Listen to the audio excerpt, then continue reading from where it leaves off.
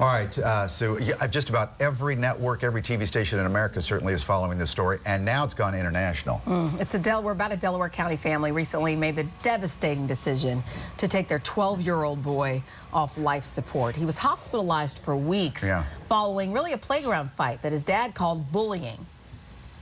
Our Claudia Gomez explains what investigators found out about it.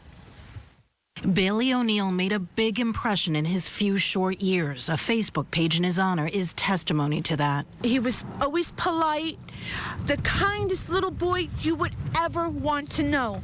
His neighbor and so many others have been wearing this bracelet as Bailey fought more than 6 weeks to stay alive. It says joy to the world. He loved to say, oh, joy to the world, everybody. And then he was so sweet and so kind. He never hurt anybody. But on January 10th, Bailey and another boy got into a playground fight while both were at school.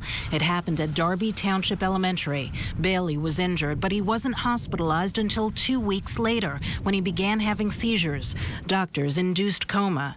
After an agonizing ordeal, his family decided to remove life support on Friday. It's such a shame he died right after his 12th birthday. And why? Outside his school today, the flag flew at half-staff in his honor. Police also re-interviewed a half-dozen people, everyone from teachers' aides to the boy who fought Bailey that day. But police, who also looked at school records, say they have not found any evidence that Bailey had been bullied prior to that fight. No consolation to his mother, who will have to bury her oldest child. It's such a shame. A child should not die before their parents. That's not right. Boy, it just is not right. And, you know, Bailey just turned 12. I think over the weekend he died on Sunday.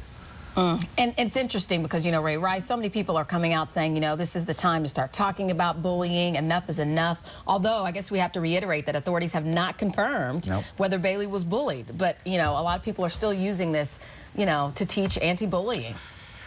Well, let's get up to Dr. Claudio Cerullo.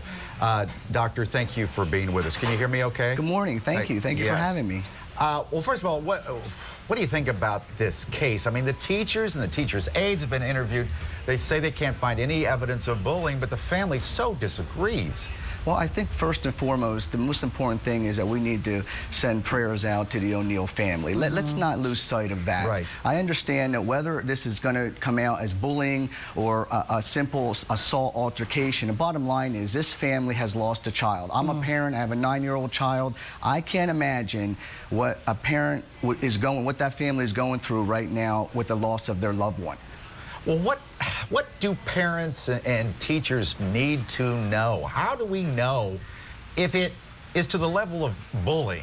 Well, first of all, I think there's a lot of unknown on what bullying is and what it isn't, quite frankly.